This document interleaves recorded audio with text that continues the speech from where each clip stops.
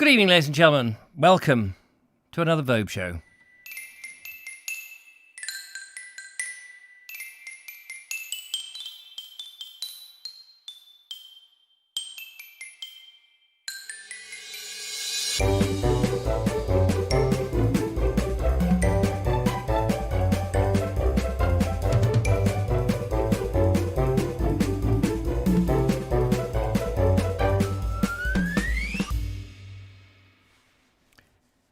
Yes, we're here again, ladies and gentlemen, here on another exciting evening. I think it's Wednesday, isn't it? Wednesday, the Armistice Day. I struggled earlier to say the word armistice. I don't know why. I suddenly was thinking of a million different other things at the same time, but I'm here now. Actually, I'm quite warm.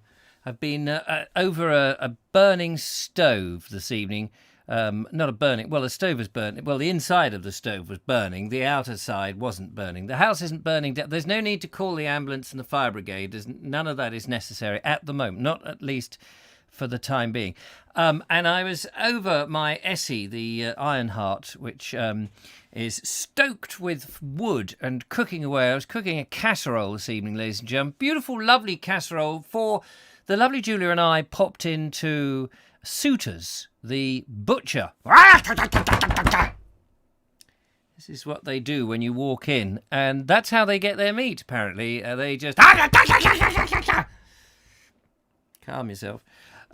They chop up things, mainly bodies, dead bodies, usually. If you happen to get in the way of a swinging knife, you've had it. Yes. So I came back with some meat. I have no idea what animal it came from, but it was very nice. Very, very nice. I've just had it, a great big bowl of steaming hot meat, which I got from Suitors, the butchers.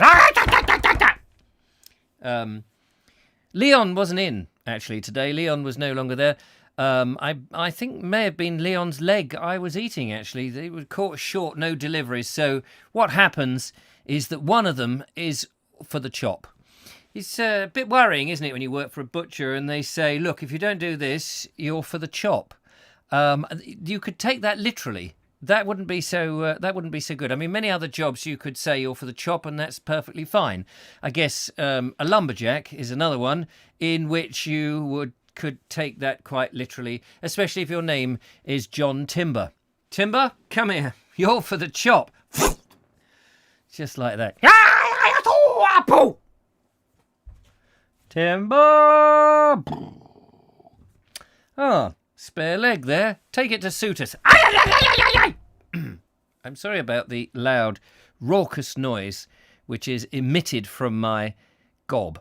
Anyway, welcome along to the Vobes Show. It's very nice to have another hour of your company. What would you be doing if the Vobes Show wasn't on? Where would you be? What would be your ordinary modus operandi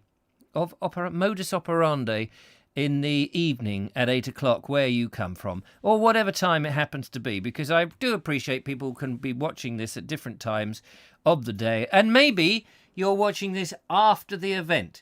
But I'm not going to say hello to you. I'm going to say hello to those people who've already watched the show before it happened. You see, there are people who watch it live. There are people who watch it afterwards. I want to talk to the people who've watched it before so that I can nick all the best gags and put them in the show now. That way, I would be surefire of having a really good show and none of the waffle that normally accompanies it. Although the waffle, of course, is actually the very nice part, especially with a bit of cheese and some chutney. And if the chutney has been made by the lovely Linda Kane, so much the better. Linda Kane gave me some chutney the other day. It's absolutely lovely. I've been ladling it onto sandwiches when I've had them, ladling it onto my breakfast cereal, which is very nice too, ladling it on to the ladle. And he played upon a ladle, didn't he? He played upon a ladle, ladled with chutney. Chutney and Lacey. Do you remember that series, Chutney and Lacey? Oh, that was a great series. These two bent coppers who would drive around from pillar to post, not solving crimes, but having a lot of condiment on their sandwiches. It was a fantastic series. I remember it well. Anyway, Let's see who is out there in the Vobosphere and make no shake about it. All right, let's have a look. Go to the top. The lovely Julia, of course, is out there making sure everybody is paying attention and doing good things, which is damn good of her. And Kerry Baldwin is there saying, evening, is this the stream or the other one? Yes, this one is streaming healthy. I don't know if there's a second stream up there. I had issues. I needed tissues, but I had issues. With getting the stream. Sometimes it does that. It's because mostly it's because I have two accounts. I have the Bald Explorer account, which is a separate thing, and then I have the Vobes Show account, which is a separate thing from the you-know-what. And sometimes it gets confused as to which one I've signed in. So in the end, it will go through the motions to a point and then go, oh, I can't be bothered with this. I don't know whether you're coming or going, mate. So I have to sign out of everything, shut the computer down, walk to the end of the road, dig a hole, get down to the molten layers of the metal and stuff where the volcanic rock is, and go surfing for half an hour. Then come back, read a paper, smoke a pipe, stroke the cat, eat the dog, and switch on the computer again. And then it seems okay. It seems I can log back in.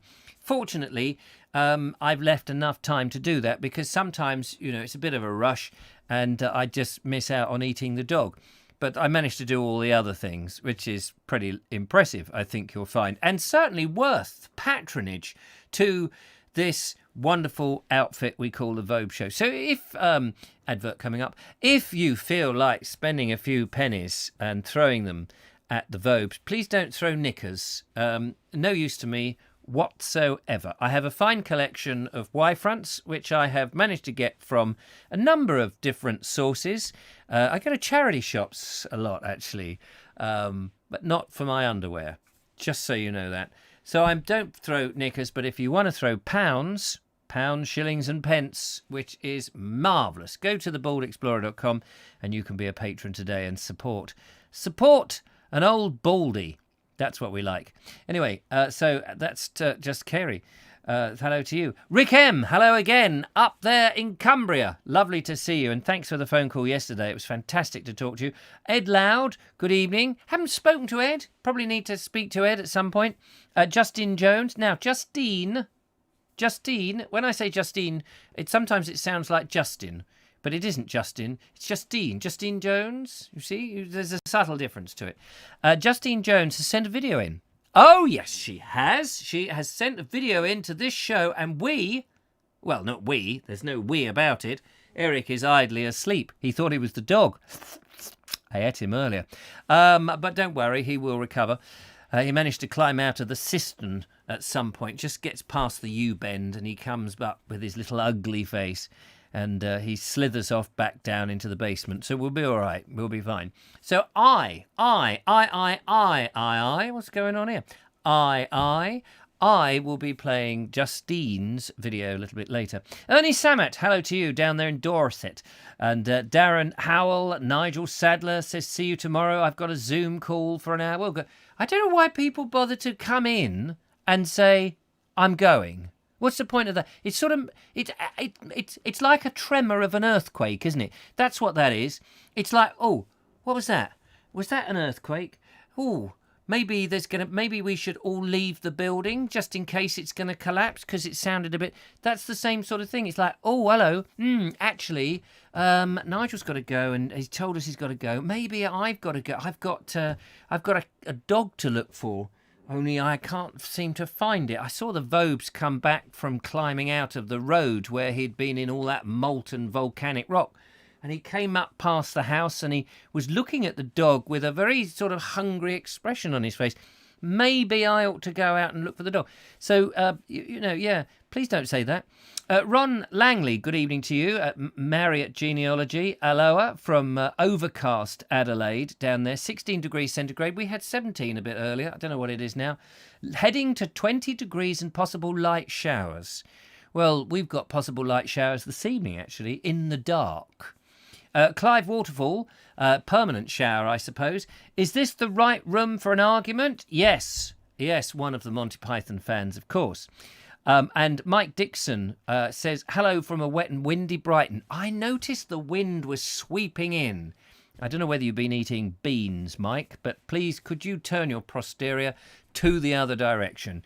Let Eastbourne have a chunk of it. Kate Evans, how are you? I've been riding horses today. Horses, lovely horses. What happened to horses? Horses are being naughty. He would not go forward. That's what Nigel Sadler's gone to have a word with, isn't it? He's on the Zoom meeting to the horses to say, look, I can sell you a nice saddle that I've made and it'll make you go in the right direction, go forward instead of backwards. Roy Ballinger, good evening to you. Nice to see you. Elaine Whitlock, nice to see you back, Richard, with a big, sexy kiss. Mwah. To you then there, Elaine Whitlock. Josephine Suter's laughing her socks off, which is very nice. We saw the lovely Josephine Suter. We had to stay a certain distance because of you know what in the air, but she was having none of it. She was swiping around with her flashing blade in there with Leon's leg.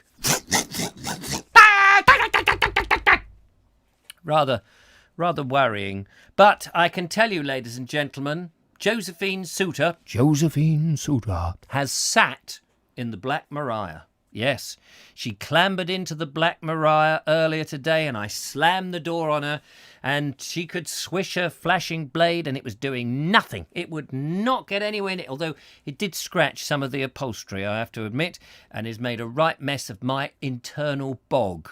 However, we let her go in the end because she was going to serve another customer. So that's what you do. Because we went to, did I mention that we went to Suter's and I had a nice big pile. It was lovely. Very nice. The meat, Leon's leg, tasted delicious. Poor old Leon, I have to say. But, you know, he has still got a leg to stand on. What else we got there? Peter Lowry, hello there. Hello, everyone. Nice to see you, Peter. Thank you for coming by. Kate Evans, Andrew Norris, What Ho Vobesters, Rami Boo. Is that true, Josephine? Are you actually make the noises whilst butchering? That must be quite something to say. Yes, oh, absolutely. There they are. And a little old lady comes in and says, "Oh, hello, dear. I'd like a couple of sausages and a little bit of scrag end for my dog." And Josephine says, "Oh, Mrs. Mavis Cruitt, of course, no problem at all. One moment, please."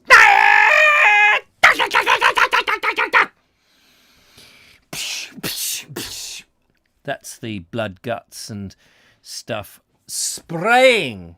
That's why there is sandpaper, or not sandpaper. Fool, you've got a typing error there. It's not sandpaper. Sorry about that. It's Eric. Wake up! Little Susie. It's not sandpaper. What I meant was sawdust. It's not sandpaper, you idiot. That's right, sir. Sandpaper. No, it's not sandpaper. So I do apologise, ladies and gentlemen. You can't get the staff. Actually, the staff won't work for me. That's the honest truth. They have to be coerced or cohorsed, like Kate Evans.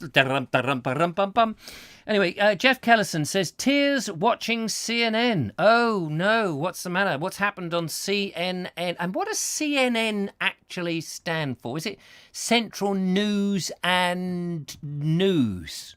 What does CNN stand for? I'll be interested to know, just out of a whim. Nice to see you there, Jeff. And Mike Stevens, you've been busy watching too many Bruce Lee films. Do you know I haven't watched a Bruce Lee film for a long time. Robert Baxter is, if you weren't on, I'd be playing online chess. Oh, online chess. Very cerebral, if I may say so. Not terrible, cerebral. Thinking, trying to beat. Is it now when you play online chess, are you beating somebody on the other side of the screen in another part of the world, or are you? Because if you are, wouldn't it be great to be playing them in the evening when you've had the whole time to sort of meditate and think about the next move, rook to queen's 4, and you're playing with somebody in their time, say maybe what's his face from down there in Adelaide, and he's only just got up in the morning, and you're going rook to queen 4. Carly, I'm not even awake yet. God damn it! He's taken my queen. I can't have that. Hey, get the kangaroo out. We're going to have war. What is an Australian version of chess? Do you still have the castles on the end, or are there koalas? That's what I'd be great to do an Australian. Good day, dear Cobber. Welcome to Fly Qantas to Australia. Play our game of chess. It's a great game. We've got koalas and possums. And what else have we got there? The bishop. We don't have a bishop over here, mate. Call that a knife? This is a knife. What characters would you have in an Australian lineup? King and Queen. Obviously, the Queen is still the Queen, so that's okay. My husband and I will not be surrounded by possums. Thank you. I don't know whether that was Her Majesty or what's the bloke who does that? He does. I can't even remember. You know, the one in the drag with that came to me as I did the impression. It was there. Barry, what's his face? I can't remember. Doesn't matter. Move on. I know I am moving on. I am trying to get through the list of people who've come in today. It's a nightmare. There's so many people. What else have we got? Julie M. Hello, Julie M. Nice. They're probably there in spirit. Yeah, they probably are. They're probably hiding around me. Richard has created a nice community, says Rami Boo. Thank you very much. I don't like to abuse any of you much. And Josephine says, no, we not allowed yet, Ron. We're not allowed. Did you do an interview? Oh, no, we haven't done the interview. No, we're not allowed to do the interview. Not that sort of thing. But she came, it was perfect. She was wrapped up in mummified tissues so that there was no way that the COVIDs could get at her. Mark Donny McLeod, how do? Leonard Smith, hello Leonard Smith, CNN, Cable News Network. Thank you very much for that. There's a learned man. That's why it's called Leonard. Leonard is a sort of deviation of learned, isn't it? Learned, because wasn't it Leonard Nimroy? He was a learned man with his pointy ears and the little scope. Very handy, that on Star Trek, wasn't it? Because it's Leonard Nimroy, of course, famous for not knowing any of his lines. But he has a certain look with pointy ears. And they thought, well, what we'll do is we'll just have him constantly looking into the old viewfinder. Do you remember the viewfinder? You get the pictures, didn't you? And you'd put them in and you click it round and you'd hold it up to the light. They'd obviously put a light down on his. And so he could go, affirmative, Captain. Because that's basically all he ever said, wasn't it? Negative, Captain. And somebody would just change the slide in the thing so he could go, affirmative, Captain. That's illogical. And then somebody down underneath, you know, one of the puppeteers would go like that, and his eyebrow would shoot up. I'm sorry if that's a spoiler. I don't like to tell you how these programs were done. But, you know, sometimes you just sit there on YouTube and watch behind the scenes of things like dun dun dun dun dun dun dun dun phew, phew, da, da, da, da. If you notice when they started the sequence at the beginning of Star Trek, do you ever notice that when they do that and the little ship is so tiny and it grows inside like it's swallowed the Alice in Wonderland tablet? As it goes flying past, it just suddenly gets incredibly big. And it goes, phew. Same sound effect, is it not, as the doors make when any of them go up to a door and it goes phew, like that. Clever, those doors, though, because they always know, don't they, when to open and shut. And you think, well, obviously, we have that in supermarkets. You know, they don't work in the same way because sometimes they'll be walking to the door and they'll stop to have a bit of conversation. The door doesn't open because in the script, he hasn't yet to go through the door. And so the door is still shut until he goes, anyway, thank you, Spock. What did you think about that? Affirmative, Captain. Thank you. And then he goes through, and it's that same... Da, da, da, da, da, da, da, da, da, da, da, da, da, da. The original conductor of the orchestra of Star Trek, of course, used to do a lot of semaphore. Da, da, da, da, da, da, da, da, da. That's a factoid that you don't get to hear about too often. Anybody else out there in the land of 88 people concurrently watching this load of old nonsense? Have you got nothing better to do, for goodness sake? Dame Edna Everidge, thank you. There we are. Leonard Smith has come straight back. Barry Humphries as Dame Edna. Oh, that was exactly the answer I wanted, and you're a good man for coming and saving me. Could you be my scriptwriter, my fact checker? That's what I need. I want one of those. That little programme that was written by the Reverend, whatever his name, Leonard would tell us the name of the Reverend who did that about the Thomas the Tank Engine. What was his name? Reverend somebody or other. He was a vicar. And he had a fact checker, didn't he? Well, he had a fact controller, but I want a fact checker. Somebody who can check all the facts. Facts. I want a fact checker, not a fact controller. Mary at Genealogy says, we have drop bears, closely related to koalas, but vampiric. Drop bears. Yeah, is that... what do you... I mean... Interesting. Girls Aloud, says Ed, apropos of something. Mike Stevens, a 4. That means after the present time, doesn't it? A 4. Does that mean a before? A 4? No, before and afor. Because in the afternoon, yeah, anyway, you're making my brain hurt. Henry's Adventures says Wilbert Audrey. Oh yeah, see, look, you beat Leonard Nimroy then, didn't you? Wilbert Audrey, Reverend Thomas the Tank. I should have realised that Henry would have known that. That's absolutely brilliant. We lose so many tourists, do you? And Henry's Adventures says his son Audrey, his son, was he, one of them people who had just a name that is interchangeable. Audrey's son, Audrey, also wrote some books. Did he? What? That was interesting. Did he write some train books by any strange quirk of fate? Gene Roddenberry, what did Gene Roddenberry not work at NASA? That's an interesting way of posing a question. Did Malcolm Muggeridge not work as a postman? Who knows? A 4 is the old version of before, used in Scots too. Scotafor, as the famous Scotsman. I'll take the high road and you take the aforementioned road. Yes, the afore, because you often say aforementioned, as in before mentioned. Days of yore, cool in the caftan, loved the peace man. Yes, thanks. As in Thomas the Tank Engine book, says Henry. Oh, I managed we ran it. Afore the mast means in front of it, means before. Yes. Afore the mast! What happened afore the mast? Well, then the sail used to fall to the ground, sir. What, before the mast? Yes, before there was a mast, they would go up there, they would hang up the sail, and it would just flop down. Then somebody said, why don't we have something to pin it to? And that's how you got HMS Pinafore, because they were the first to have a mast. A blast with a mast. That was the last time it ever sailed, because they blasted the mast, and of course it all came down like whitewashing. Who knows? Anyway, ladies and gentlemen, thank you so much for joining the show. It's nearly over, isn't it? Let's go to the video box and see what nonsense is going on in there. Oh, nothing.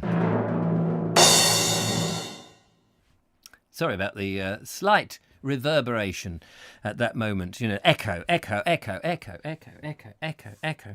I used to know a lovely dog called Echo. I don't know if the lovely Cynthia Julian still watches this load of old nuts. She's probably got something better to do. But lovely little Echo used to go mad every time I would pop in. Anyway, that's not what we're here for. Now, I mentioned Justine a few moments ago, and Justine Time sent us some stuff. Now, she did send me a picture. I don't know whether I'm allowed to show the picture. You may not want me to show the picture that you sent me of yourself by this memorial stone. So let me know if it's all right to show it, because I won't go against your whim, but she did send a picture. But we have this is perfect example of the stuff that I was asking for when you go out and you send in a little piece of video. And thank you for Justine Jones for sending this in, because not many of you have actually, out of the people watching there, 93 of you, 93, dear, I'm 93. Why is it old people always tell you their age? I'm 93. I suppose because they may not make 94. Anyway, so anyway, Justine Jones has managed to send this. Let's find out exactly where she is and what it is all about. Hi Richard, hi Junior, hi Vobesters, this is Justine Jones. Just thought I'd send you a short video. And this is the Jubilee Stone, which is on a hill above the village where I live in Backwell, which is just south of Bristol. It's rather magnificent. It's been here since the anniversary of the Queen Victoria's reign, which was 1887. I think it was put here 10 years later. Also, it marks the various jubilees. Then we've got Queen Elizabeth II, 1977, and 2012, and also 1953, when she came to the throne. And it's all set in quite a magnificent place with a gorgeous view. And on a clear day, which today isn't unfortunately, you can see across the Bristol Channel to Wales. So I hope you like my video on shaky cam on my phone, and back to you in the studio, Richard. Well, how about that? Fantastic. There we are, a virgin on the Vobes Show with the first of her many videos to come. She assures me, she sent me this email. It says, "Dear Richard, I am absolutely taken with making videos and sending them into the Vobes Show. I think it's the best thing I've ever done ever since. You will notice that this video, although my first video, is just the start. There are going to be 238 videos coming your way over the next 2 days. I hope you will play every last single one of them and take up as much time as you possibly can so that we don't have to put up with your nonsense and your stupid, silly rants about absolutely nothing. Just play my videos here at Backwell near Bristol, where it's all in the water." She didn't actually write all of that, or any of it, in actual fact. I may have paraphrased the lot. That can happen on this show. There's a lot of paraphrasing going on. I like parachuting, although not parasending. I've never sent a paratrooper anywhere. It's not a true ism. So thank you so much, Justine. It was so nice. Now, interestingly, I noticed that plinth thing, that needle, or that monument, whatever you want to call it, had not had a visitation from those strange people who are into climate change calamity, whatever they're called. What are they called? The climate change calamity mob, who want to make everybody dead, and they're sort of rebellious about it. I can't remember what they're called. But anyway, apparently at the cenotaph, I wasn't there because we're not allowed to go there. Apparently early in the morning, about 8 o'clock, they put something about climate change. If you don't do something about climate change, it's going to lead to war. I said, what does that mean? What does that mean? I mean, it's a mean thing to do. Did you not think that was a mean thing to do? An outrageous thing? Even if you believe in climate change, if you're one of those poor, sad people who think the whole world is going to end in 12 years and the doomsday goblin is going to get you if you don't, good old Greta. If you're one of those people, and good luck to you on that, by the way, but if you are one of those people that thinks that that's going to happen, surely even you are embarrassed by the mob that would put that, it's not so much the message. I don't really care what they're saying, but it's, the Remembrance Day that is a sacred place. It's not religious, but it's a sacred place for people who have that a focus with the unknown warrior down there. We don't know who he is. I mean, it could be Eric, but Eric is still here. The unknown warrior that was shipped back, and is in there, and it's a focus for our memories and our respect for those people who fought for us, and not just in the First World War, but in all the wars, really, and anybody who's lost anybody.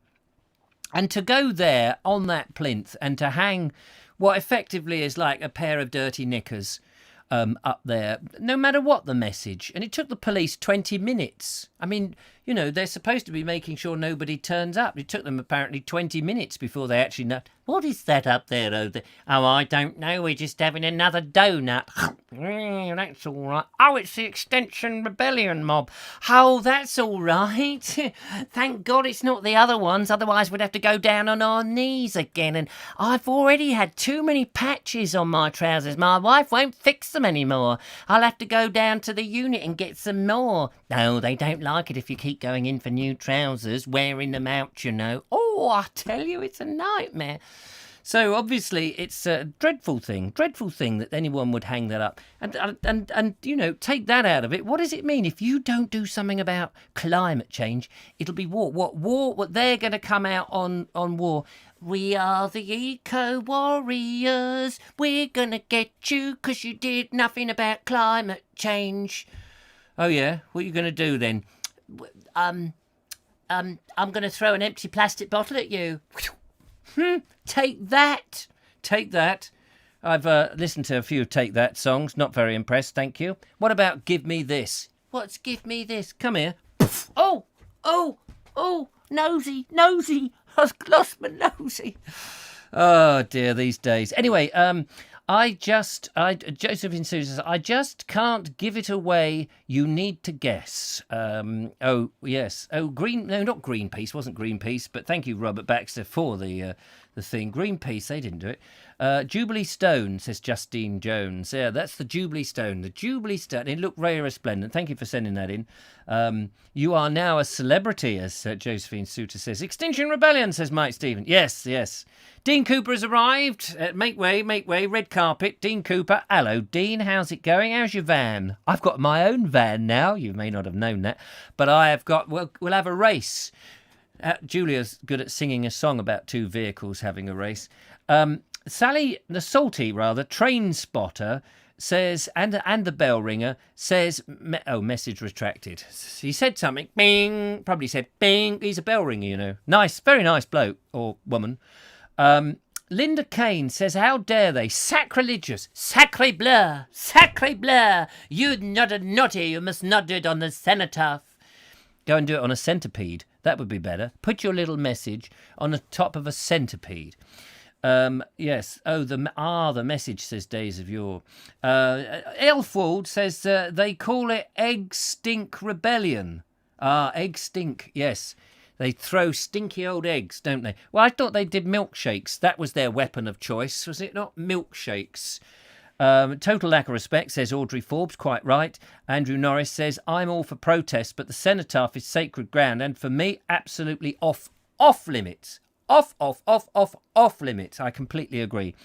I'd be interested to hear is a thing. I don't think I've ever... I mean, a protest in a group... where you turn up with, you know, a lot of people and you're all hanging up banners. I've never done that. Never felt the need. I mean, there's a lot of things I'm aggrieved with, of course. Eric? Many things I feel slightly aggrieved with.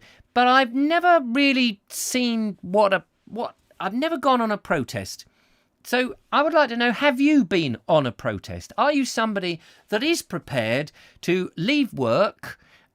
leave your family and go somewhere with a placard and a slogan? Doesn't matter what it is. I'm not really interested what it is, but have you ever actually done that?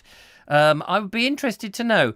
Do get in touch. Give us a call if you've ever gone on a protest and tell us what it was like. You don't necessarily tell us what the thing was about if you don't want to, but I'd be fascinated to know if you have been out there on a march or just a gathering of people outside somewhere going, oh, yes, we are right, you are wrong, we are right. I'd be interested to know. 0793 4746 790. I won't eat you alive, just give us a call on that telephone number. 0793 4746 790 is the number to give me a call. Have you been on them? I've never done it. I've wondered at what these protesters do. Does it work? Does it really influence people? I know with things like the what's the name rebellion, you know, there's after they leave, they're all for this eco world, and then when they leave, there's all this trash on the floor. It's not like they clear it up afterwards. So I don't really understand that. Here we go. We've got a phone call. Let's find out who it is and what it's about. Hello, caller. Welcome to the show. Hello, is that old Vobesy? It is! Is that old Ed Loudy? No. Oh, it's a shame. I was hoping he was going to ring in. Never mind, we'll put up with you. Strange person at the end of the line. Quiet today. Good old Ed Quiet. Have you ever been on a protest, Ed Quiet? I have most certainly not been on a protest. I certainly would if I ever saw one that was effective for me to join. But so do you think that they're not effective then? Yeah, I think most of them are definitely not effective. Are they I just think the ones... are they a jolly then? Is that what it is? Is they just like people who just want to, a bunch of people who just go out and, let's get a day off work, isn't it?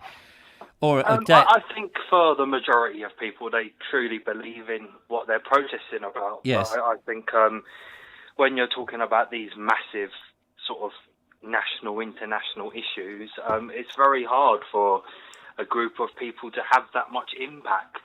But certainly on a local basis, if someone's chopping down your local forest, get out there, chain yourself to a tree. I certainly would. I'd have no issue with that. And people who've been watching long enough will know that my local woodland was threatened with that. And I was just a babe in arms at the time, but your mother chained you to a tree, did she, when you were a babe? Yeah, chained me to a tree. I'm still there now, I get fed daily, so it's all right. Ah. A bit like Eric, that's why me and Eric see eye to eye. Yes.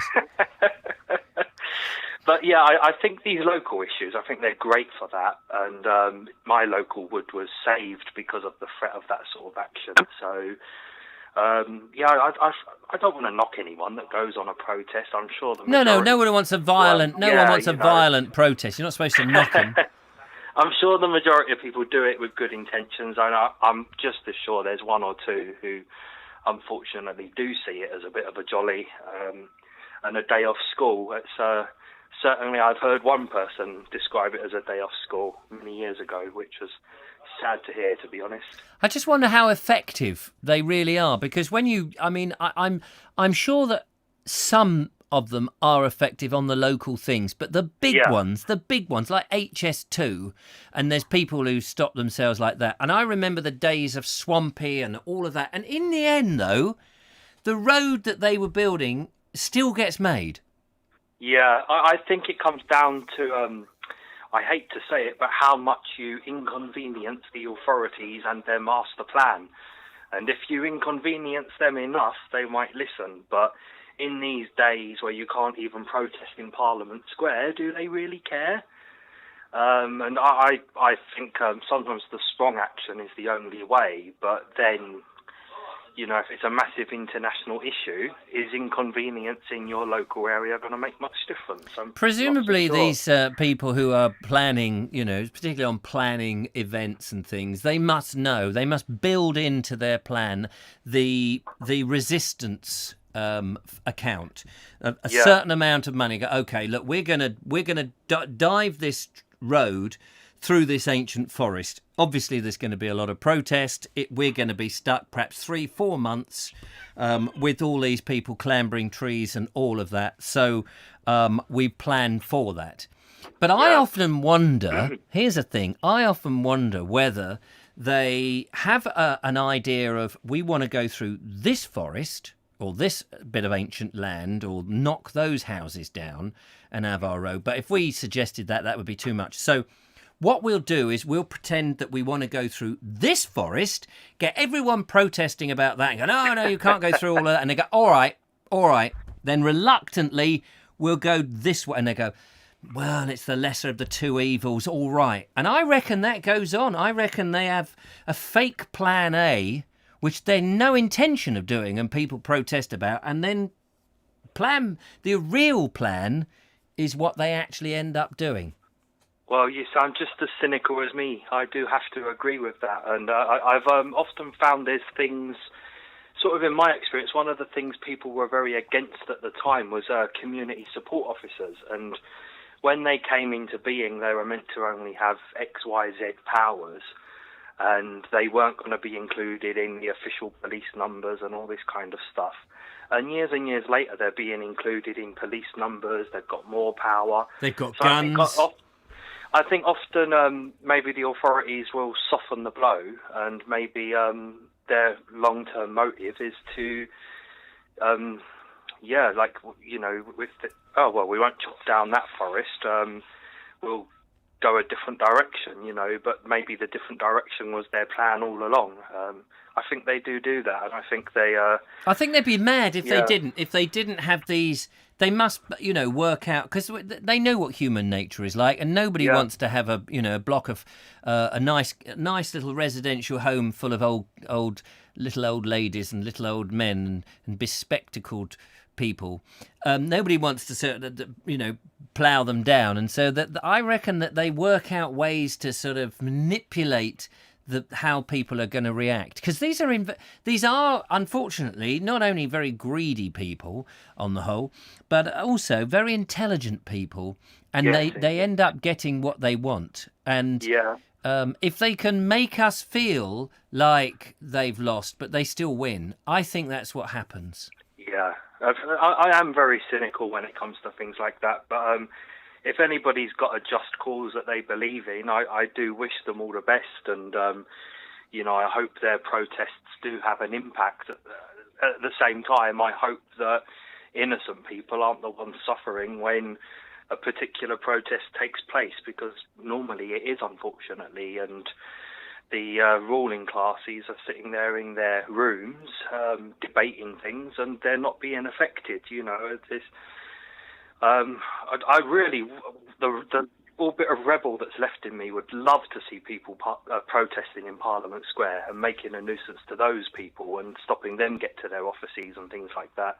I would love to see that, as long as nobody's hurt and sort of no criminal damage is done and they just can't get their cars in to go to their debates. I would love that, because far too often it's shop windows that get smashed and the likes of me that lose our jobs when the businesses go out of go bust, as I should say.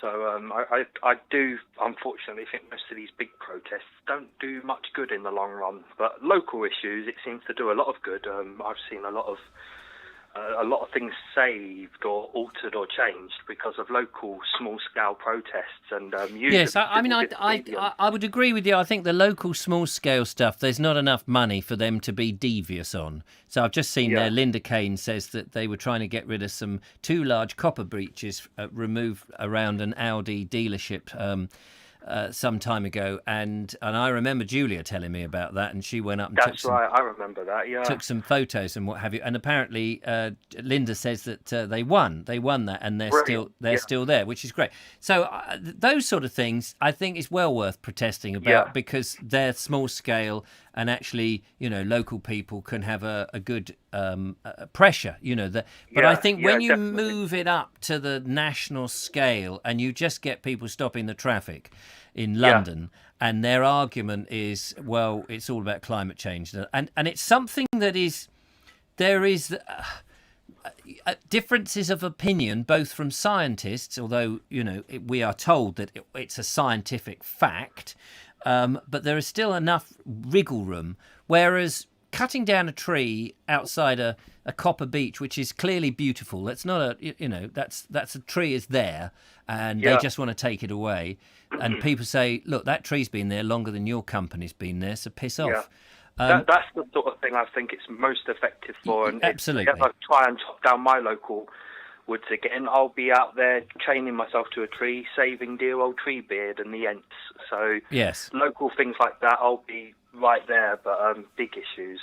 And I do take part in a lot of political things, and I go on sort of walks to do with mental health and things like that, but they're not protests. They're just awareness they're things. Just sort of, look at us, here we are, this is our issue, and we just want to talk about it. We're not trying to get in anybody's way or cause a massive fuss. Quite right, absolutely, and that's very laudable, and it's good to hear you do that. My most favourite protester, I think, has to be Arthur Dent, who lay in front of a bulldozer when they were about to knock his house down, and then Ford Prefect came up and took him down the pub, whereupon the world blew up. But they did manage to hitch a ride on the Heart of Gold, I think. On a Vogon. I think they got onto a Vogon ship at first. I was going to make a poor joke about half a dent, but I couldn't think of one. So I'll leave it there. Half a dent is better than a full dent, I suppose, especially if you've got a brand new van. But lovely to talk to you, and thank you so much for joining in on the show. Yeah, a lovely show as usual. Take care, everyone. Bye. Bye-bye. You look after yourself. Lovely Ed Loud there, ringing from London, Greenwich, in fact, or very close to Greenwich anyway. Lots of comments to have a look at. Linda Kane told us about the Copper Beaches, which was fantastic. Chris Foss says, Richard, what Extinction Rebellion mean about war is the future could be wars over water, food shortage, because the climate change and global warming, etc. Oh, well, it didn't put that on the sign, did he? I didn't know quite what he meant by there's going to be war. So thank you very much for making that clear. Hello and welcome to the Vobes Show. Sean from London, originally from the Rhondda Valleys. Ah, originally from the Rhondda Valleys. Give us a song, Sean. There'll be a welcoming. Don't give us a song, Sean. How are you? Well, I'm off to a demonstration on Monday. Are you? A demonstration of what? Potting They shrubs? are going to. It's up Cox Walk. Oh, I beg your pardon. I don't want to know what kind of demonstration that's going to be. Up It's Cox Cox Walk. on Monday. Yeah. What is it about? Last week I was walking through the woods. Yeah. There's about 200 people in there. Was this on your video that you recently posted with? Is that on the Little Pocket too? Yes. Yes. Oh, very nice. Where you went through the woods and I watched it, and you interviewed a woman there and said they're going to chop down this bridge is going to take precedence over a couple of trees. Is that right? So yes. So I'm going to go up on Monday just to film it for historical reasons. Ah. So you're not really you're not protesting as such. You're just documenting. Yes, and just in case they need a bit of footage to go on the news. Which you can sell to them. Well, you know. Yeah, well, 500 quid for the latest bit of... Rinse them out. You never know, do you? And of course it won't help if you then use your pseudonym to say, oh, did you know about this protest? Oh, it's terrible. There's 500,000 people there, and I believe there's a bloke filming. If we get hold of him quickly, we can get the footage for 500 quid. Well, apparently, to give people the story... Yeah. There are two oak trees, and in between the two oak trees that have been there for 500 years. Yeah. There's a bridge that's been there for 50 years. Right. So the bridge is collapsing. So in order to fix the bridge, apparently they have to chop the trees down. Right. Which doesn't seem to make sense. Well, I can understand that in order to fix the trees, the fixing might facilitate the getting the equipment in to do that. But you would think that didn't the woman come up with an alternative? Yes, to put piles in. She said that piles work very well. Yeah, you can get good cream for those, but but they wouldn't even listen. They wouldn't even entertain it. I find this is the thing that really is where you can upset people is even if ultimately they're going to do what they want to do. If they just would listen to your side of the argument and say, okay, we'll have a consultation and we'll have a look at your piles, love, and then say, actually, these are the reasons why it can't work. That would be much better than just dismissing it out of hand and saying, nope, we're not doing it. Because what will happen at the protest? The people, what's likely to happen? The people will come to fix it. There'll be people there. They'll go, oh, well, it's an extended tea break then. And eventually the people will go, won't they? Well, I would imagine that there'll be a few people there. Maybe somebody will chain themselves to the tree. They'll come with the chainsaws, and then they'll go, oh, well, we'll come back on... We'll tell everybody we'll come back Friday, and then we'll come back Thursday. Exactly. They'll again, all of this sort of stuff is, because once they've chopped the tree down, then they can do the bridge at their leisure, because the tree's gone. Yes. So unless you put... somebody in the tree, get old Swampy back, or Swampy... Well, obviously, I couldn't film too much on the weekend because there were like hundreds of people in the woods. Right. I went down to my local cafe Saturday afternoon and I said, oh, how many people have you seen, George? And he said, oh, I had 2 in this morning and you're the third one in that I've seen all day. I said, well, why don't you get a cart, go up to the woods, because that's where everybody is, and you could make a bit of business. But I found it was funny. There was a bloke there, obviously on hard times, and he had set a tent up in the woods. and he saw me, and you could tell that he was at the end of his tether, and he was like, "I've come here for a bit of peace and quiet. It'll be easier if I went to Piccadilly Circus." Absolutely. That's the way to do it. Yeah, because they keep telling us that London is very, very quiet. That everybody's out in the woods. Julia and I, part that I've seen. Julia and I went to a place called Whiteways the other day, which is near here. I went there one day, and I managed to get in and film in the woods and made a video. And I said to Julia, I said, I'd done something else, and we did something. I can't remember what. We'd made our video and what have you. And I said, oh, let's take little Joe into the woods and tie him to a tree and all those sort of things you do with kids. And we went to this place, and the car park was rammed. Absolutely rammed, and you just thought, my God, you go into there, as you say, it's just going to be a whole load of there'll be more people than trees. So we did go somewhere else and had a nice walk, and it was great. But it does seem that people are not staying indoors very much. Well, I want to make one of these videos. I don't know if you've ever seen these channels where the videos are just somebody walking through the streets. They don't even talk. Yes, I've done them. I thought I might have a go at that, and I'll do it in the woods. And I'll start at the start. That's a good place to start. And then I'll go to the end. Yes. But every time I tried it, a bloody family of 7 turned around the corner. And you're not talking squirrels, are you? No, and I don't want to get people in because I'm trying to make a relaxation video. Yes. I'm making a relaxation video was making me more stressed. Yes, absolutely. Yes, and well, you showed me a bloke. We won't mention his name because he doesn't need advertising. He's got enough millions to it. Who just shows an image of a candle, which is about 30 seconds of a candle on a loop for about 2 or 3 hours, and then it's just him going, "And you're falling into a deep sleep." Well, I'll give you an exclusive. Starting from next week, they're streaming 24 hours a day. They're streaming 24 hours a day. And and the amount of people, this is what really pisses me off, ladies and gentlemen. This is where I would like to protest, is I go out every day, pretty much every day, and make a video every day. I put it out and I work and edit it and all of that. And I do this on the show, and I do my readings, and I record a Naked English. I do all the content that I do, and I work my little nuts off. And then there's this other bloke who's got a channel, and once in a blue moon, it seems, he'll stick up something like a picture of a candle flickering like that, and his little voiceover going, "And you're falling into a deep sleep. You will relax. It will be nice." And he goes on like that for half an hour, and he's got millions of views, and the advert revenue must be bringing him in thousands. He doesn't have to rinse his audience. He doesn't have to rinse them or soak them. And you just think, why is that possible? It's a free market, though, if that's what the demand is. People don't want to see a bloke sitting in a studio talking rubbish and entertaining people. They just want a flickering candle and a very soft, gentle voice. Your videos should just be walking up and down the seafront. Maybe you could do a special where you just walk down the pier and you just walk around in circles for 20 minutes. Exactly. Well, I've done one where I walk around the pier. And I did start up a little channel called Armchair Walks.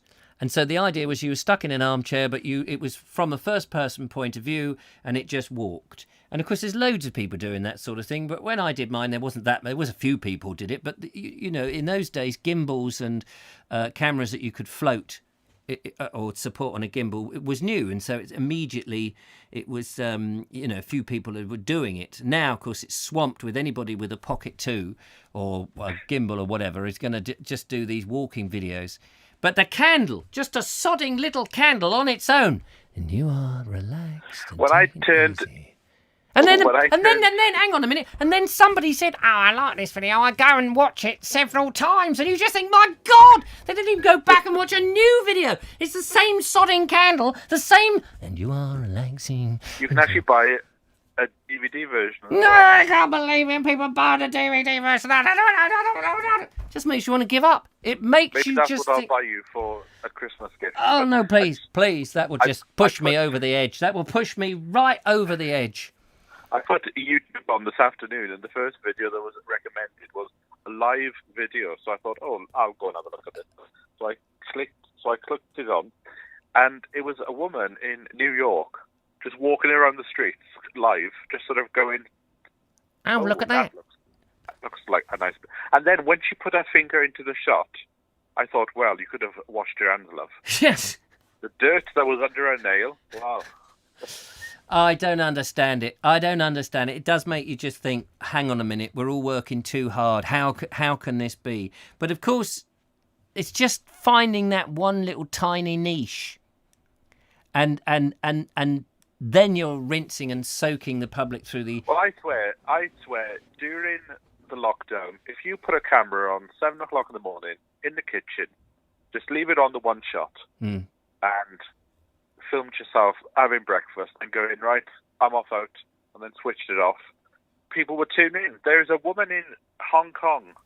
She films herself having breakfast every day. She's got millions of people that tune in. And then they recommend what breakfast does she eat. I want to die. I want to die. Thank you very much, Sean James Cameron from London, for that. Raising the profile of the Vobes yet again. Good luck and enjoy your protest. I'll send you the video on Monday. Yes, thank you. I look forward to it. As long as there's no flipping candles in it, it'll be all right. Like a candle in wind. Yeah, get out of it. Go on, bog off. That was Sean James Cameron. My goodness. Can you imagine anything like that? Anything so vulgar happening on this show that anybody would want to do that sort of thing? It's outrageous. Mike Dixon. Hello, Vobesters. It's Mike Dixon and Bella. Well, actually, Bella's still on her bed. And I just opened the window and saw this wonderful sunrise that would be over the whole of Brighton. Just a wonderful sight. I just thought I could share it with you. So I whipped my phone out, and that's the sea at the end of our road. It's nice to wake up because I often see the ships going out of Shoreham Harbour. I thought I'd just share with you this lovely sunrise. Absolutely stunning. And psychologists call, when you're experiencing this effect, or it can be like climbing a mountain or seeing something in nature that's very beautiful, or it can be any experience where you experience anywhere where you experience awe, and it's releasing various chemicals in our brain. The most important one are cytokines, which are all to do with how Mother Nature has designed our immune system. It's a very, very important part of our immune system, and actually experiencing awe helps your mental and physical health. So actually tuning into something as beautiful as a sunrise or a sunset or a view from a mountain or across a countryside is actually massively beneficial for our mental and physical health. And the cytokines are very much part of the natural anti-inflammatory defense system. So when you get inflammation of particularly synovial joints, like your knees and elbows, that is relieved by experiencing awe and the release of these cytokines. Which is amazing that Mother Nature created something so wonderfully clever to help stimulate our immune system and fight inflammation. But so tune into nature. It's good for us, both mentally and physically. Anyway, thought I'd just share it with you. Yeah, it's now passing the sunrise, but I thought I'd grab the camera and share it with you. There might be a little bit of wind disturbance because obviously you're right at the top of the house. Anyway, I'll pass you back to Richard. Take care. Bye. Yeah, I noticed that when that was on, 500,000 people tuned in. And Mike Dixon is now releasing that on YouTube. 5 hours of a sunrise. It's actually only a 20-minute picture of a sunrise, but it's on a loop for 5 hours. And it's got him saying, "Hello, Mike Dixon here, and Bella, you are feeling very relaxed in the sun. It's very relaxing indeed. The sun rising up, making you feel joyous about your life. Think of the awe and the serotons dancing about for your mental health." Yes, you can get that. Apparently, 500,000 views immediately, £250,000 a second pouring into Mike's account, whereas some poor bald bloke here with currently 96. We did flash up to 100 for a moment, but then they realised there was no candle actually floating about on screen, and so the other 4 have bogged off. But hey-ho, what can you do?